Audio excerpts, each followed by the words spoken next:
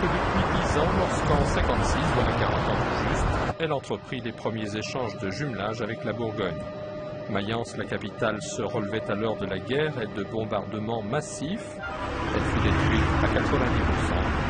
Les pionniers s'appelaient Félix Kir et Camille Pelletret pour la Bourgogne. Depuis, il est devenu habituel de se rendre au bord du Rhin, au Landtag, le Parlement régional, et d'échanger amicalement, que l'on soit jeune ou vieux, mais en 56, avant même la signature d'un traité franco-allemand, la démarche était audacieuse.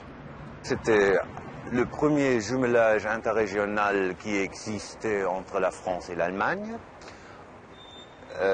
C'est un jumelage qui existait même avant le traité franco-allemand en 63.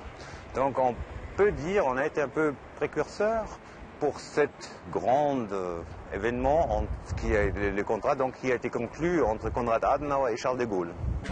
Le jumelage ne se limite plus à des politesses de salon. La flamme est entretenue par 117 communes de Bourgogne, jumelées à autant de villes de Rhénanie-Palatinat.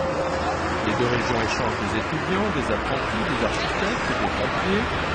Les banques ont signé des accords économiques aussi, la Volksbank avec notre Banque populaire, ainsi que les caisses d'épargne.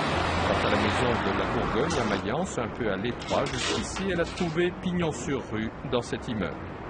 Enfin, le chancelier Kohl, préoccupé par des élections difficiles le 24 mars prochain dans cette région dont il est élu, reviendra 20 ans après à Dijon en juin prochain, mais comme chancelier cette fois, et pour un